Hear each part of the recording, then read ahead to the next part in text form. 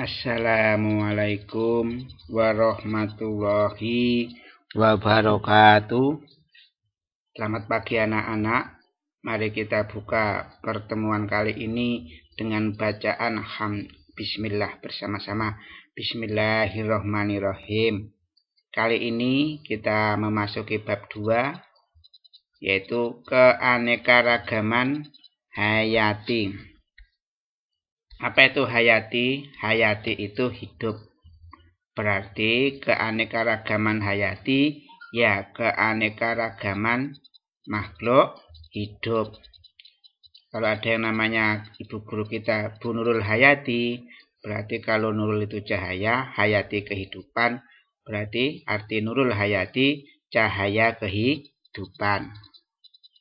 Nah, di sini tujuan pembelajaran pertemuan kali ini itu adalah agar Anda mengetahui 3 tingkat keanekaragaman hayati.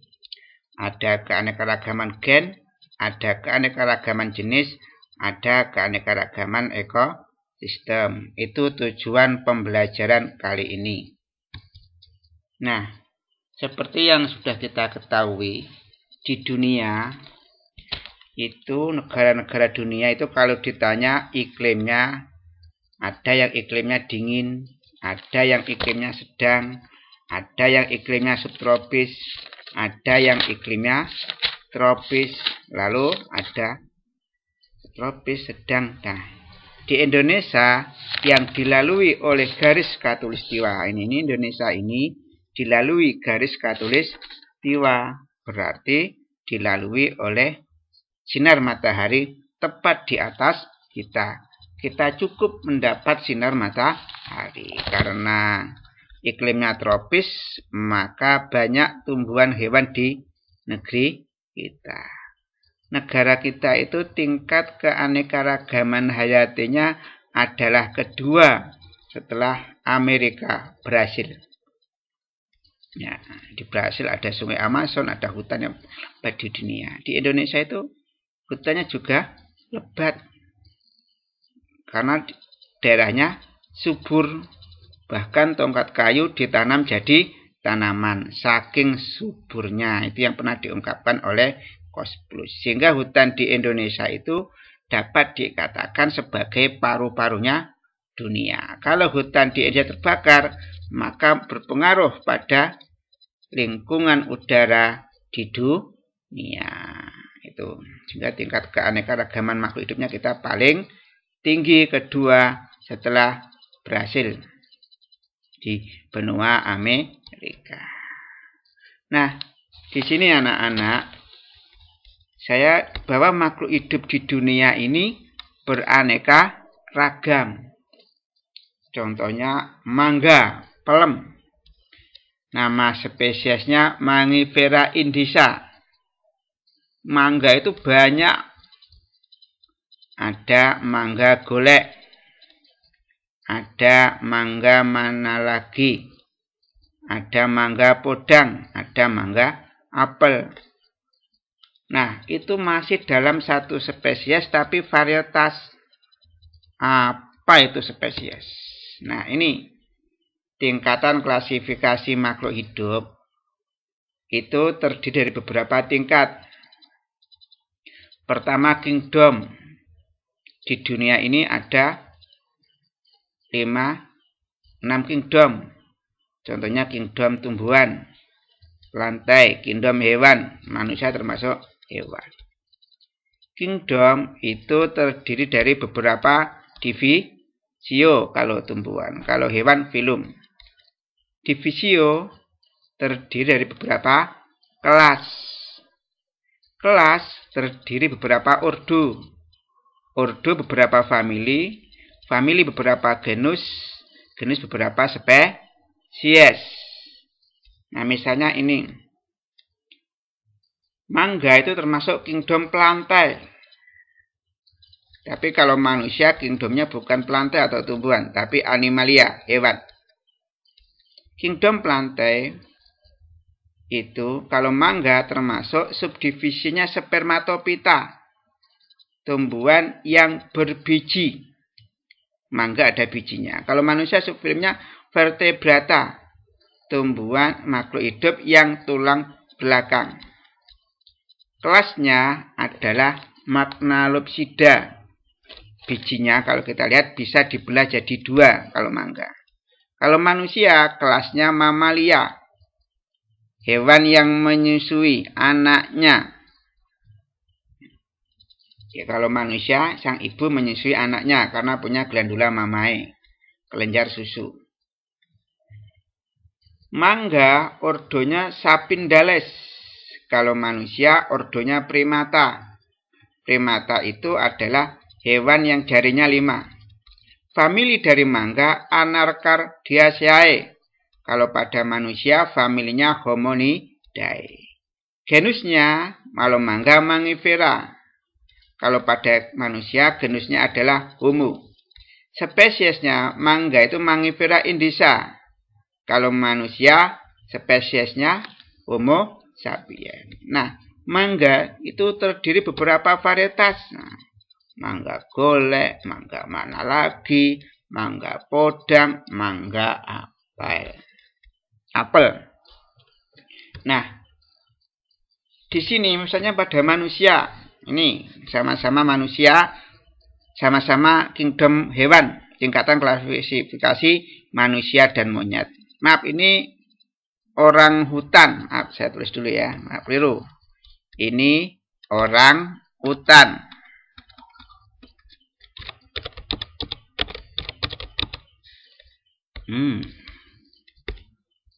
Tingkatan klasifikasi manusia dan orang hutan. Maaf, keliru lagi. Ini adalah orang hutan yang ada di Kalimantan. Ya, sama kerabatannya dekat dengan orang hutan. Orang hutan dan manusia kingdomnya sama, Animalia. Filumnya Chordata, manusia juga filumnya Chordata. Chordata itu ya hewan yang ada tulangnya. Kelasnya orang hutan itu adalah Mamalia, hewan yang menyusui anaknya. Punya kelenjar susu ibunya untuk menyusui anaknya. Kalau mana juga sama. Kelasnya Mamalia. Ordonya kalau pada orang hutan Primata. Hewan yang tangannya berjari 5. Kalau pada manusia ordonya sama. Primata. Hewan yang jarinya ada 5. Tapi sudah berbeda famili. Orang hutan, maaf, bukan Hominidae. Pongonidae.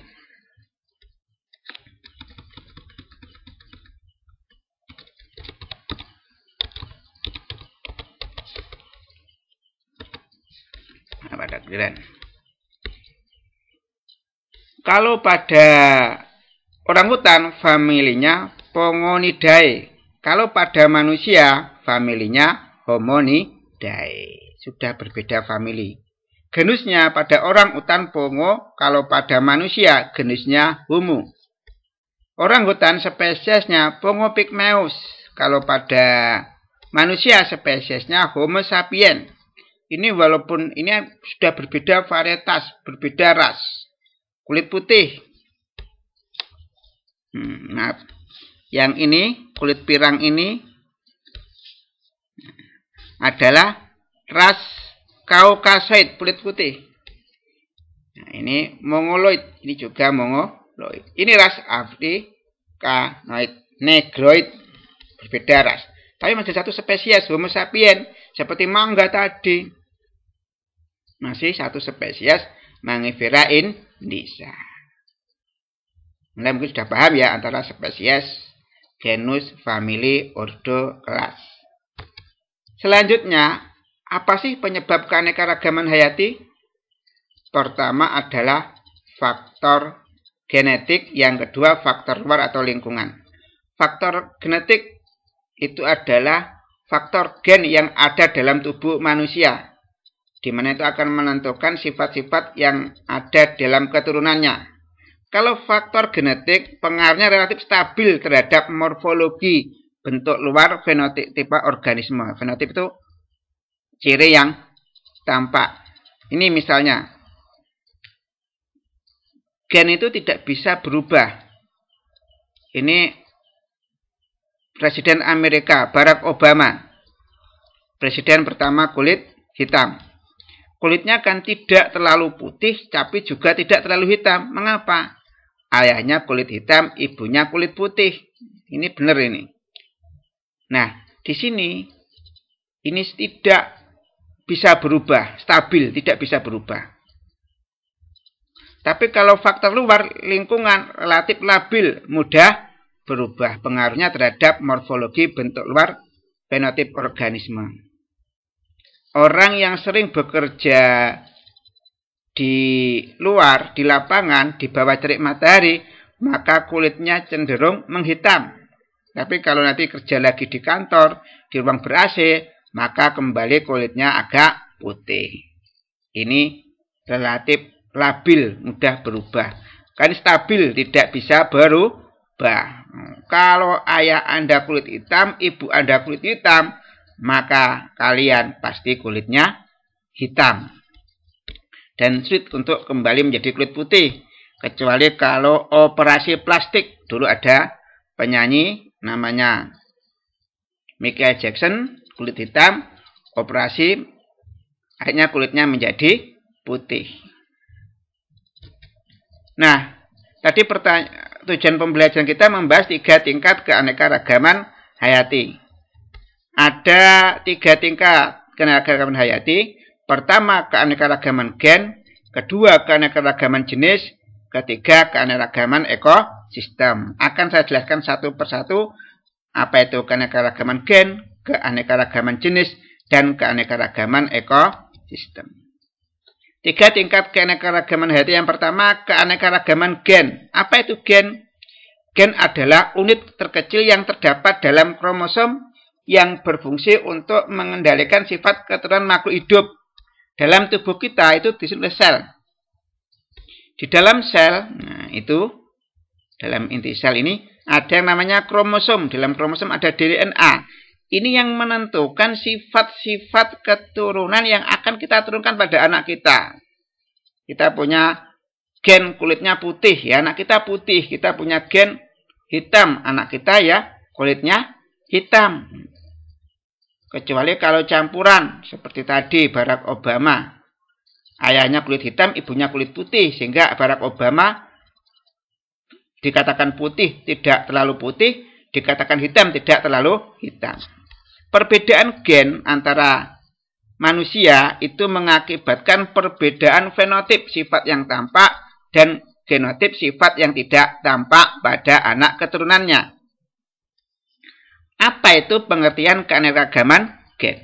Pengertian keanekaragaman gen adalah keanekaragaman antar individu dalam satu jenis atau satu spesies makhluk hidup.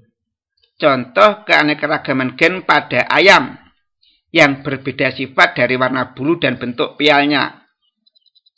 Ayam itu satu spesies galus. Saya tunjukkan. Nah, ini berbagai jenis ayam. Ya.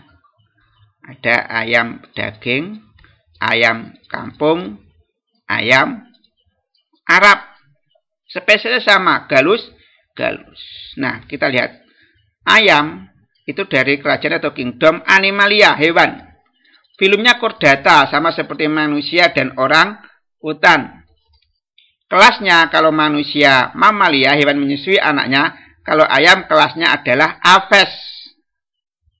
Burung.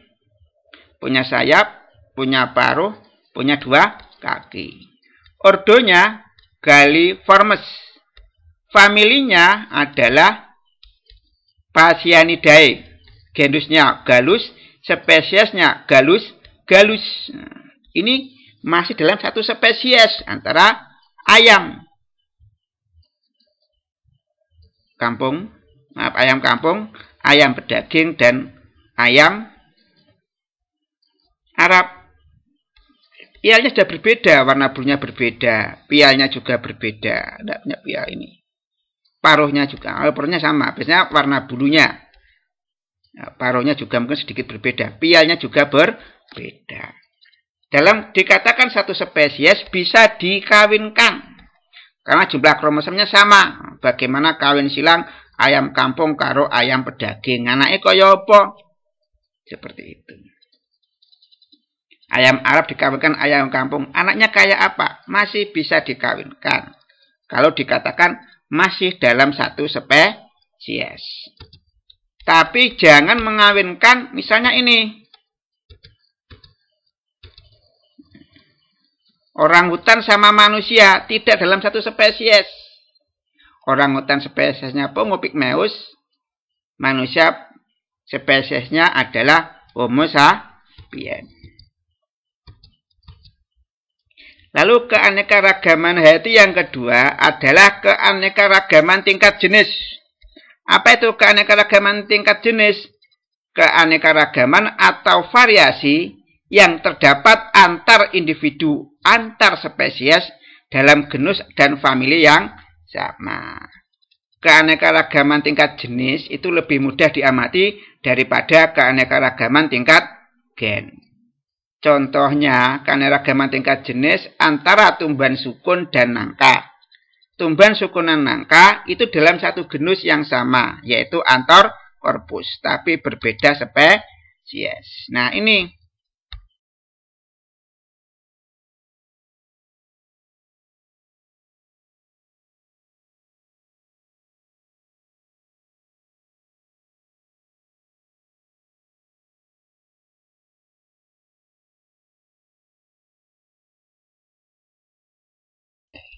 genusnya Anthorcorpus, tapi spesiesnya berbeda.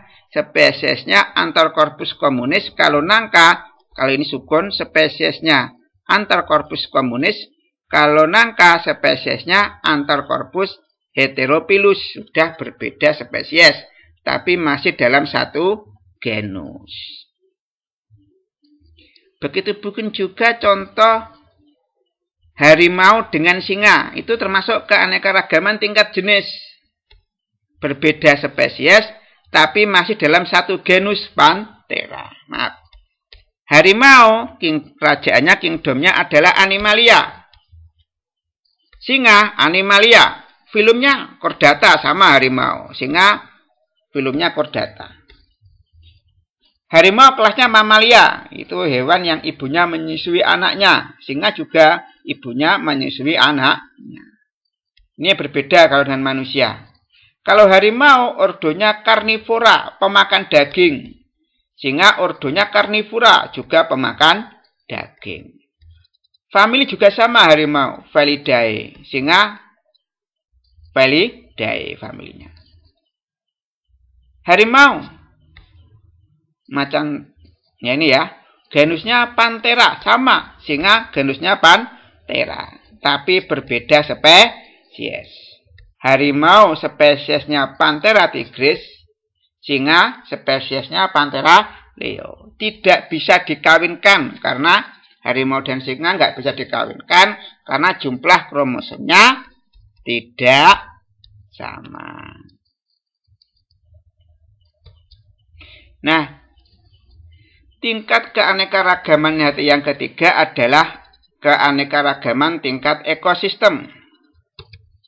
Apa itu ekosistem? Hubungan timbal balik antara komponen biotik, makhluk hidup, tumbuhan, hewan, dan abiotik tidak hidup, misalnya tanah, air, udara.